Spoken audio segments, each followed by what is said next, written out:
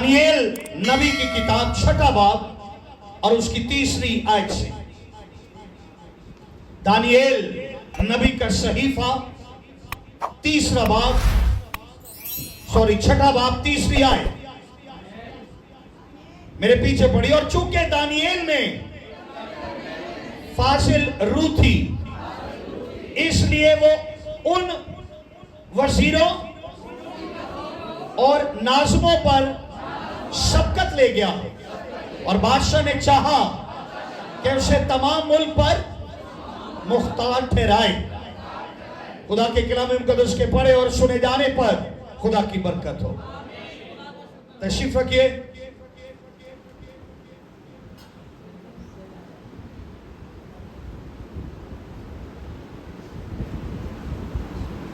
Daniel खुदा की रूह से भरा हुआ शख्सियत का मालिक है। और अगर हम 5वें बाब की 12वीं आयत को पढ़े तो लिखा है, क्योंकि उसमें एक फाजिल रूह और दानिश और अकल और ख्वाबों की ताबीर और उक्दा कुशाई और हल्ले मुश्किलात की कुव्वत थी। ये एक्स्ट्रा खुदा ने उसके अंदर क्वालिटीज को रखा हुआ है। दानिएल के लिए साजिश की गई। दानिएल एक दुआया अंदाज रखता है और खुदा दानिएल को बचाने में कादरे मुतलक है। सभी बोले आमीन। मेरे अजीज बहनों और भाइयों, सदियों पहले आज का इराक बाबुल कहलाता था और अपने वक्त की एक अजीम सियासी और फौजी ताकत रखता था और ये एक बड़ा मजबूत मुल्क है और उसने अपने कई पड़ोसी मुल्कों पर कब्जा कर लिया था। ये पास्ट की बात बता रहा। इस्राइल और यहूदा का मुल्क भी इसका निशाना बने। इसकी ताकत से कोई बचपन नहीं पाया। और जहां खुदा ने अपने लोगों को मिस्र से आजाद किया, यानी मिस्र से आजादी बख्शी, वहां पर हजारों यहूदी कत्ल हो गए थे और इनकी हैकल को बर्बाद, यरूशलेम शहर को जलाकर खाक दर कर दिया गया और कई बार इसको मुश्किलात का सामना करना पड़ा और उनके हजारों बासलाहियत नौजवान, बुजुर्ग, बच्चे, खवातीन को जंजीरों से बांधकर कई बार अगवा करके बाबुल में ले गया और वहां पर ले जाया गया। ये पस मंजर है जहां वो 70 साल रहे। इसलिए यहूदियों की तारीख के इस दौर को बाबुल के 70 साला असीरी का नाम दिया गया। ये दौर 70 साला असीरी इसको कहा गया, जहां वो बाबुल के हुक्मरानों के हुक्मों करम पर, उनके रहमो करम पर रहने वाली अकलियत की हैसियत से जिंदा रहे। उनकी अपनी कोई मर्जी नहीं थी, बल्कि बाबुल के हुक्मरानों के ताबे हो गए, क्योंकि वहां पर वो गुलाम थे। और मेरे अजीज बहनों और भाइयों, इर्द गिर्द की अक्सरियती आबादी ना सिर्फ बुत परस्त बल्कि इन्हें हकीर समझती थी। खुदा के लोगों को इर्द गिर्द के हालात इतने संगीन थे कि इर्द गिर्द बुत परस्ती, जादूगिरी और कई तरह के ऐसे हालात इर्द गिर्द के माहौल में थे।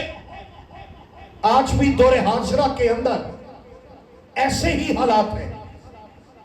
मैंने कई ऐसे ईमानदारों को जो कहते हम ईमानदार हैं, लेकिन वक्त आने पर उनको बड़े आराम से ईमान का दामन छोड़ते हुए देखा है, क्योंकि इर्द गिर्द के हालात, वाकयात मामलात, तालीमात, फेक पास्टर्स, फेक एजुकेशन, कई तरह की रॉन्ग थियोलॉजीज जो है वो आज की कलीसिया पर असरअंदाज हो रही है और बहुत से लोग गुमराही का शिकार हो रहे हैं। जबकि बाइबल मुकद्दस में साफ लिखा है, अंधा अंधे को राह नहीं दिखा सकता। दोनों कहां जाएंगे? गड्ढे में गिर जाएंगे। इसलिए बड़ी सोच समझ और हिकमत की जरूरत है। ताना हो कि हम भी बड़ा दुख और नुकसान उठाएं, हम भी एक बड़ी मुसीबत उठाएं। हम ये समझते हैं हम जिस राह पर जा रहे हैं वो राह दुरुस्त है। अरे एक ही राह दुरुस्त है और वो खुदा का कलाम है, वो यीशु मसीह है। उसने कहा राह, हक और जिंदगी मैं हूं। ये बाइबल मुकद्दस मेरे और आपके लिए जिंदगी की राह है। सभी बोले मेरे लिए बाइबल मुकद्दस जिंदगी की राह है। बुलंद आवाज से मेरे लिए बाइबल मुकद्दस जिंदगी की राह है। आमीन, आमीन, आमीन। याद रखिए बाइबल मुकद्दस हमारी जिंदगी की राह है। आज भी हालात ऐसे हैं, आज भी कई जगहों पर खुदा के लोगों को हकीर समझा जाता है, उनको मामूली समझा जाता है, उनकी जिंदगी के अंदर कोई हैसियत उनको हासिल नहीं है। और इस वक्त यहूदियों के पास कोई सियासी ताकत न थी, मगर वहां जिंदा खुदा ने अपने लोगों को हरगिज फरामोश नहीं किया, न तर्क किया, बल्कि वहां भी अपने लोगों को सरफराज किया है, इज्जत दी है, मुकाम दिया है। और खुदा अपने लोगों को कभी मायूस नहीं होने देता। हालेलुया। बाइबल मुकद्दस में साफ लिखा है, खुदा उनका कलाम फरमाता है, मैं तेरे गम को खुशी में बदल दूंगा। क्या लिखा है? सभी बोले दलेरी से। नियामत साहब बी एक्टिव। एक बार फिर, मैं तेरे गम को खुशी में बदल दूंगा। आमीन। याद रखिए खुदा आपके गमों को खुशी में बदलने की कुव्वत रखता है। और यहां पर जब वो गुलामी के अंदर है, सियासी ताकतें उनके ऊपर है और कई तरह की मजहबी ताकतें हैं, कई तरह की बुत परस्ती का असर है, कई तरह के लोगों का असर है, लेकिन यहां पर खुदा ने अपने लोगों को फरामोश नहीं किया। अरे वो आपको कभी भी फरामोश नहीं करेगा, कभी भी आपसे दस्तबरदार नहीं होगा। आपको भी चाहिए कि अपने खुदा से कभी दस्तबरदार ना हो, कभी शिकस्ता ना हो जाए, कभी बरगश्ता ना हो जाए। कहिए मैं हमेशा खुदावंद के साथ रहूंगा। आमीन। याद रखिए खुदा के साथ रहने से आपको सरफराजी, इज्जत और मुकाम मिल जाएगा, रूहानी भी और जिस्मानी भी। हालेलुया। यहां पर आम यहूदी लड़की मलका के एक रुतबा पर फाइज हुई और हिजी, जिक्रिया, अज़रा, नेहमिया जैसी नबूवती, आसमानी रोशनी और हिकमत से मामूल शख्सियात पैदा की। हालेलुया। खुदा जब देखता है अंधेर आ गया है तो फिर अपने लिए वो एक मूसा तैयार कर लेता है। खुदा जब देखता है कि मुश्किलात बढ़ गई हैं तो खुदा अपने मूसा को खड़ा कर देता है, खुदा अपने जिक्रिया को खड़ा कर लेता है, खुदा नेहमिया को खड़ा कर लेता है। वो अपने लिए सूरमा तैयार कर लेता है, इसलिए कि वो अपने लोगों की फिक्र करता है। वो नहीं चाहता कि हम दोज़ख की आग में जाएं, वो नहीं चाहता हम जहन्नम में जाएं, वो चाहता है हम बच जाएं। वो क्या चाहता है? वो क्या चाहता है? इसलिए कि खुदा हमारी फिक्र करता है।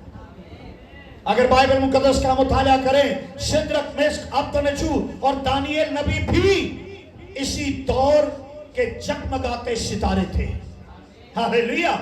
जिनकी आज भी तालीम हम अपनी इबादत गाहों में सुनते, समझते, और उनकी मोहब्बत, उनकी वफादारी आज भी हमारे लिए एक मिसल राह है, आज भी हमारे लिए रोशनी की एक मिसल है।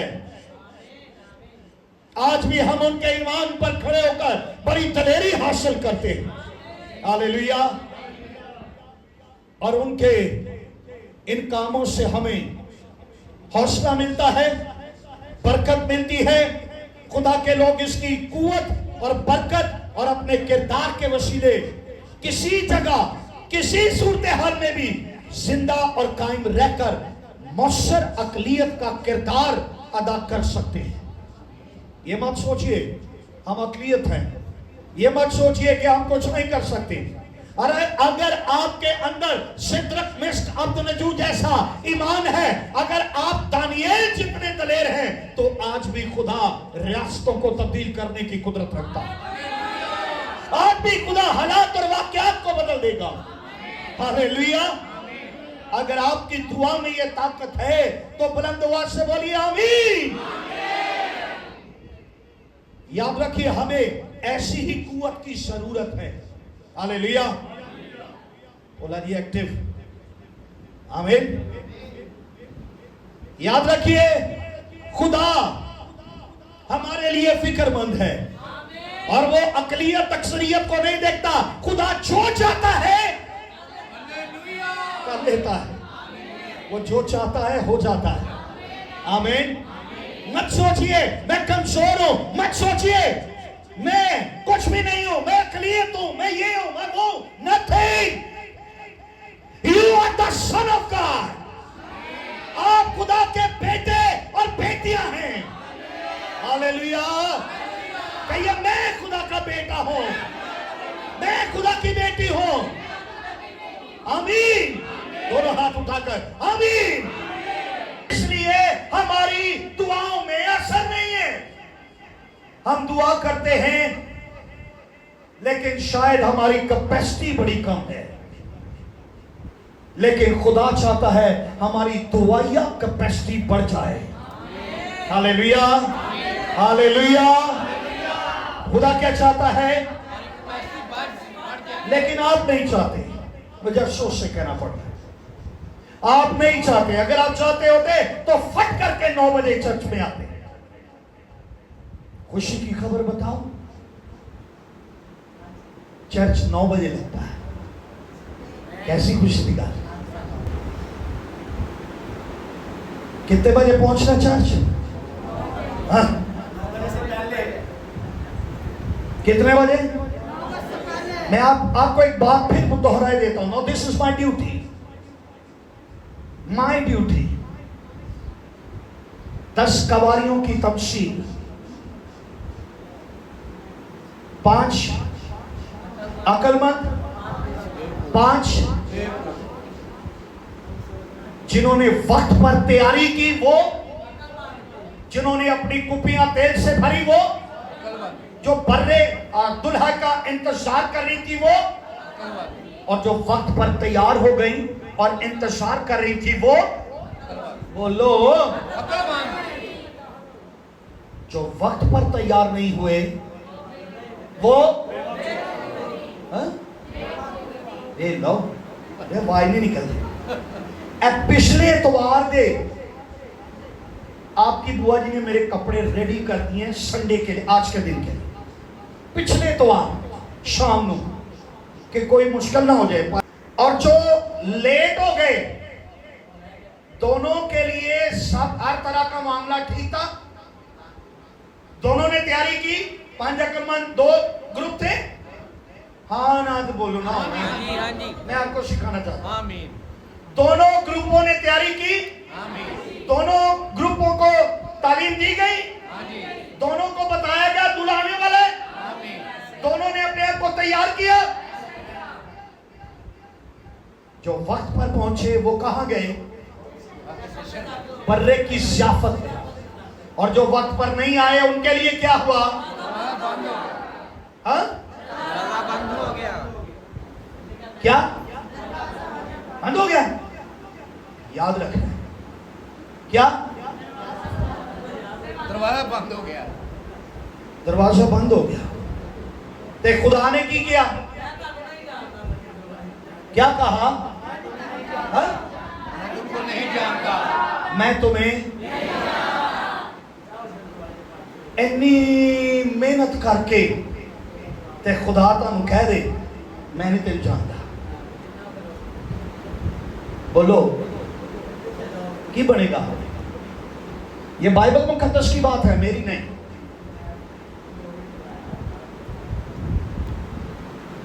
ये बाइबल मुकद्दस की बात है। लीडर्स के लिए याद रखिए, मुकेश, लीडर्स के लिए इससे भी ज्यादा सख्त बात है। बाबे कायदे आजम ने कहा जिस कौम का लीडर सो गया वो कौम सिदरक मेस कब्द में जो सुस्त हो जाते तो कभी मोर्चा जाहिर ना होता। इनकी दुआओं में ताकत है, इनकी वफादारी से। इनकी दुआओं में असर है, इनकी वफादारी से। दुआ उनका बड़ा हथियार था और दुआ उनको खुदा की तरफ से रूहानी तौर पर सप्लाई मिल रही थी। इसके दुआ क्या करती है? रूहानी तौर पर सप्लाई करती है। जो खुदा नू लोड़ होवे ते हाजिर होना है। जो खुदा नू लोड़ होवे थे आपको जिस मकसद के लिए पेश किया है वो बड़ा जरूरी है। अगर आपकी जिंदगी रूहानी तौर पर कमजोर है, जिस मकसद के लिए, बात बड़ी गौर तलब है। गुज़ात की किताब नामाबाद 8वीं आयत से 15वीं आयत तक यह हवाला है। एक जमाने में दरख्त चले ताकि किसी को मसा करके अपना बादशाह बनाए। दरख्ता ने की सलाह की थी? की सलाह की थी? किसी को अपना। सो उन्होंने जैतून के दरख्त से कहा तू हम पर सल्तनत कर। किन्हों किया? तब जैतून के दरख्त ने उनसे कहा क्या मैं अपनी चिकनाहट को जिसके बायस मेरे वसीले से लोग खुदा और इंसान की ताजीम करते हैं छोड़कर दरख्तों पर हुक्मरानी करने जाऊं? कि तू आ और हम पर सल्तनत कर। बड़े गौर से सुने। पर अंजीर के दरख्त ने उनसे कहा क्या मैं अपनी मिठास और अच्छे अच्छे फलों को छोड़कर दरख्तों पर हुक्मरानी करने जाऊं? तब दरख्तों ने अंगूर की बेल से कहा कि तू आ और हम पर सल्तनत कर। अंगूर की बेल ने उनसे कहा क्या मैं अपनी मैं को जो खुदा और इंसान दोनों को खुश करती है छोड़कर दरख्तों पर हुक्मरानी करने जाऊं? तिन्ना ने की कीता? दूसरे क्या लेना चाह रहे हैं? हुक्मरानी। आओ जी तानू साहब बनाइए। आओ जी जनाब तानू ओहदा दईए। आओ जी जनाब तानू कुर्सी दईए। उन्होंने की कीता? एक दरख्त ने, बंदे नहीं। की कहते? कहता है क्या मैं अपनी चिकनाहट को जिसके बायस मेरे वसीले से, ਇਹਦਾ मतलब ਤੁਹਾਡੇ ਸਾਰਿਆਂ ਲਈ खुदा का कोई खास मकसद है। अपने मकसद नू समझना बड़ा जरूरी है, वरना बड़े कहेंगे इधर आओ जनाब, इधर आओ सारे, इतने खलोवो, इतने बैठो, इतने खलोवो, ए कुर्सी पे बवो। हाँ, लेकिन क्या कहा?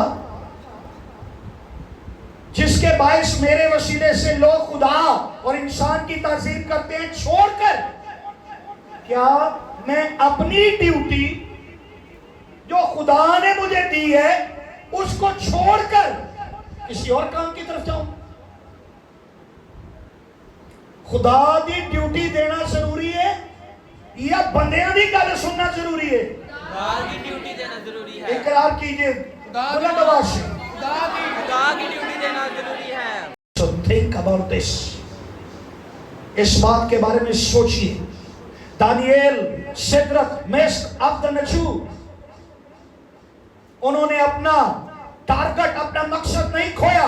दुआ में इन्हें अपने खुदा का मुकाशफा मिलता है, इनको खुदा इनकरेज करता है, खुदा इनको बार बार याद करवाता है, तो क्या है, तुझे किस लिए पैदा किया?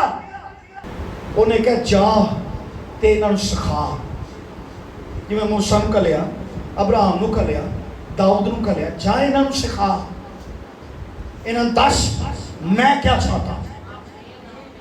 तो मैं तो आपको ये बता रहा हूं कि वो दरवाजा इको बारी खुलना ते इको बारी बंद, उथे देर सवेर जेड़ा आया खोलो, मैं तुझे नहीं जानता, गो। क्या कहेगा खुदा? Sorry, I don't know. Who are you? कौन है तू? मैं खुदावन, मैंने मौजज़े किए, मैंने कलाम सुनाया, मैंने बड़ी खिदमत की। सॉरी, मैं तुझे नहीं जानता। It's very dangerous. अच्छा, कई मिनट कहें सभी तो आज बड़ा सुकून है क्योंकि सुताश ये नींद आती तो कोई गल नहीं, किसी को कोई गल नहीं दस, चुप करके पीछे कूलर को जाके लो, अपने आप को एक्टिव रखना है। याद रखिए, दानियल की एक दुआ का जिक्र करना यहां पर बड़ा जरूरी है, क्योंकि दुआया तौर पर हमें सीखना है। जो दानियल, दूसरे बात की 17वीं आयत, दानियल नबी का सहीफा लिखा है 17 से 24वीं आयत। खुदा के कलाम मुकद्दस में मेरे लिए और आपके लिए तालीम है। खुदा का कलाम बयान करता है, तब दानिएल ने अपने घर जाकर हननिया और मिसाएल और अजरिया अपने रफीकों को इतला दी। बेलीसन, सिद्रक, मेशक, अबदनगो, उन्होंने सही ना हननिया, मिसाएल और अजरिया, ठीक है, एगो नवे बंदे ने अपने रफीकों यानी दोस्तों को इतला दी ताकि वो इस राज के बाब में आसमान के खुदा से रहमत तलब करे। एहो जे दोस्त होना बड़ा जरूरी है। खुदा दी रहमत लैन लई, खुदा की रहमत लेने के लिए आपको दोस्तों की जरूरत है। ऐसे दोस्त जो आपके साथ फेलोशिप करें, कलाम दियां गल्लां, हाँ ना के कहण ना नवी फिल्म आई देखी, हाँ वो फलाना ड्रामा वेख्या कर, वो फलानी गल, अरे ऐसी बातें करने वाले बड़े मिल जाएंगे। लेकिन वो शख्स जो आपका हाथ पकड़े, आ मेरे भाई इधर बैठ, हम खुदा का कलाम सुने, हम खुदा की बातें करें, हम दुआ करें, हालेलुया। अरे ऐसे दोस्तों की जरूरत है। खुदा दानिएल पर एक बड़ी मुसीबत आ रही है, लेकिन उसने घर जाकर अपने दोस्तों को इतला दी ताकि वो इस राज के बाब में आसमान के खुदा से रहमत तलब करे। उन्हें रहमत की जरूरत थी, उसको रहम चाहिए था, खुदा से बरकत चाहिए थी। दोस्तों को बुलाया, आ जाओ भाई, आ जाओ मेरे दोस्तों। लिखा है हम खुदा से रहमत तलब करें कि दानिएल और उसके रफीक बाबल के बाकी हकीमों के साथ हलाक ना हो। इंज ना होवे कि बाकियां दे नाल असी भी हलाक हो जाइए। ते आओ की करिए, दुआ करें। आज आपको ऐसे दोस्तों की जरूरत है। ये तीनों नौजवान सिद्रक, मेशक, अबदनगो को बाबल के बादशाह नबूकदनेस्सर के दरबार में एक नुमाया जगह इनको दी गई थी। इनको पता था कि हम यहाँ पर बड़े खास हैं, और वो दानिशमंद समझे जाते थे, हिकमत वाले थे। नबूकदनेस्सर बादशाह को एक ख्वाब आया, उसकी ताबीर के लिए उसने बड़ी कोशिश कर रहा है। बादशाह के फालगी, नजूमी, जादूगर हासिल किए गए ख्वाबों की ताबीर करें कि जो खुदा ने उसको बताया है उसके बारे में उसको बताया। मुख्तसर बता रहा हूं, मगर बादशाह के गैर मामूली मुतालबा से मामला उलझ गया और ही खराब हो गया कि ख्वाब की तामीर करें, और बादशाह के लिए यह बड़ा बेचैनी का सबब बन गया। बादशाह ने वाज़ेह तौर पर कह दिया, उसने ऐलान कर दिया,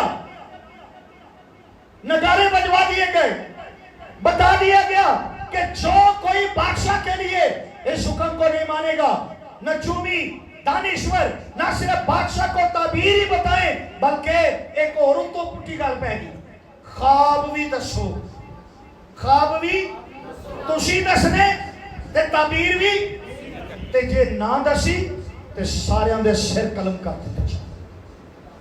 वो जल्दी से आए और इकट्ठे बैठकर इज्तिमाई दुआ की कीता? मसला की है जिंदगी ते मौत दा। मामला क्या बन गया? अगर ख्वाब और उसकी ताबीर ना बताई बादशाह नबूकदनेस्सर को तो क्या करेगा? सारियां दे ओ बेचारे किताबां पढ़न च, ओ बंदियां नु लभन च, कोई इल्म पढ़न च, कोई किस तरह मसरूफ हो गया, हम बच जाएं, लेकिन ताबीर किसी को नहीं मिली, ख्वाब किसी को नहीं समझ आया। लेकिन इन चारों ने क्या किया? Daniel, Shadrach, Meshach, Abednego, they come over there, और क्या कर रहे हैं? इज्तिमाई दुआ। और जब ये दुआ कर रहे थे तो बादशाह ने ऐलान किया हुआ था कि जो ताबीर और ख्वाब बताएगा वो बच जाएगा, बाकी जो नहीं बताएगा ये ऐलान हो गया, जब ना पता लगा सारे मार देगा। बाबिल की सारी हिकमत नाकाम हो गई, सारी हिकमत, कोई बादशाह के चैलेंज को कबूल नहीं कर सका, किसी के पास जुर्रत नहीं थी। लिहाजा बादशाह ने हुक्म सादर फरमा दिया, तमाम हकीम, बाहिकमत, दानिशवर, नजूमी, फालगे, जादूगर कत्ल कर दिए जाए। दानियल और उसके दोस्त ऐसे लोगों की फरिश्त में आते थे, मुल्क में बहरान पैदा हो गया, हलचल मच गई, रौला पै गया। अब क्या करें? सारी करीम, सारे बड़े दानिशवर, हिकमत वाले लोग मार दिए जाएंगे, मुश्किल आ जाएगी। शहरों में, गलियों में, अदारों में खौफ छा गया, मुश्किल पैदा हो गई, मौत की बदबू फैलती जा रही थी, लोग डर रहे थे। मौत दानियल और उसके दोस्तों के दरवाजे पर भी दस्तक दे रही थी, लेकिन वो क्या कर रहे थे? वो क्या कर रहे थे? मौत के फरिश्ते आएंगे, मुसीबतें आएंगी, बुरी खबरें आएंगी, हालात खराब होंगे, मुल्क के हालात भी खराब हो जाएंगे, लेकिन आपने क्या करना है? आपने क्या करना है? कल्ले कल्ले इज्तिमाई दुआओं में ठहर जाइए। अक्सर हम कहते आओ फिर कभी चाय पिए, अरे क्यों बुलाने यार हमें कभी कभी। एक हाजी साहब थे, खुदा ने उनके घर में बहुत बड़ा काम किया। हाँ, उनके घर में चीजें खुद ही चलती फिरती, कुर्सियां मेज खुदा ने ठीक कर दी। भाई आसफ साहब को भी पता, खुदा ने ठीक कर दिया। तो मैंने कहते चलो चाय पीना आया करो कभी, मैं क्या मैं मिल लो, दुआ के लिए बुलाएंगे तो मैं आ जाऊंगा। हालेलुया।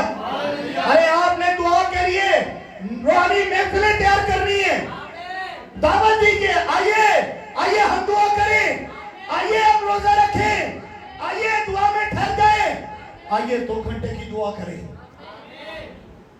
फिर खुदा अपने मुकाशफे जाहिर करेगा। मौत दानियल, शेद्रक, मेशक, अबेदनगो के दरवाजे पर आई और उसको नॉक करने की जुर्रत रखती थी, लेकिन they are been in prayer, वो दुआ में ठहरे हुए थे।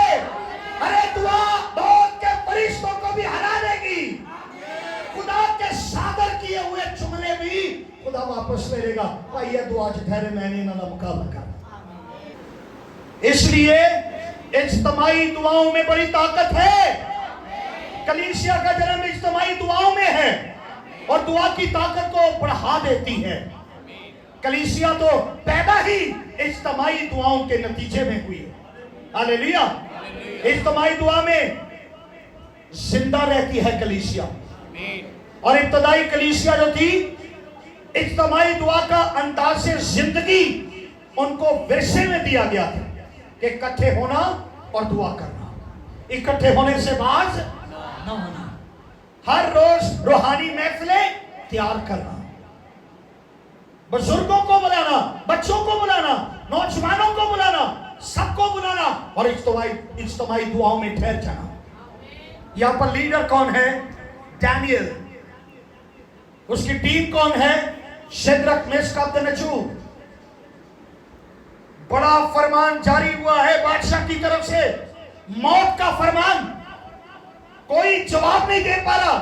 सारे इल्म फेल हो गए, सारी बातें फेल हो गई, सारे नजूमी फेल हो गए, सारे दानिश्वर फेल हो गए, लेकिन ये चार लोग जो खुदा से प्यार करते, खुदा के साथ रहने वाले, दिल से ईमानदार, खुदा की मोहब्बत से भरे हुए और जिनका दिल, ज़मीर और जिनकी सोचे, ख्याल, किरदार साफ और पाक है, खुदा के साथ ठहरे हुए हैं सियासी सारे, लेकिन खुदा के रूहानी सूरमा हैं, दुआया जिंदगी के मालिक हैं।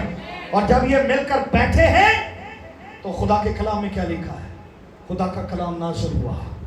खुदा ने बताया उस सारे ख्वाब को भी और उसकी ताबीर को भी।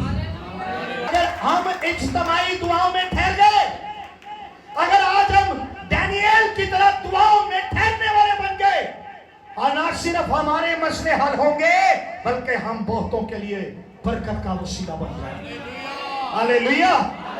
तो आपके लिए मैं ये पैगाम देना चाहता हूं, अपने दिल की तख्ती पर लिख लीजिए कि हमें दुआओं में ठहरना है। बोले आमीन।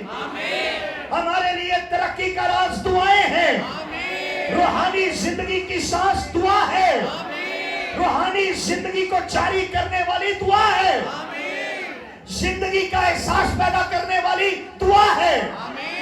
मौत पर और कब्र पर और खुदा के जलाल को शायर करने वाली दुआएं, इब्लीस पर गालिब आने वाली दुआएं, आपको फतह दिलाने वाली दुआएं, आपको गलबा देने वाली दुआएं। हालेलुया। अगर आप फतह मंद जिंदगी गुजारना चाहते हैं, दलेराना जिंदगी गुजारना चाहते हैं, तो आइए हम भी इज्तिमाई दुआओं में ठहर जाएं और खुदा के नाम को जलाल दें। हम भी डैनियल की तरह दुआ को अपनी जिंदगी का पहला दर्जा दें।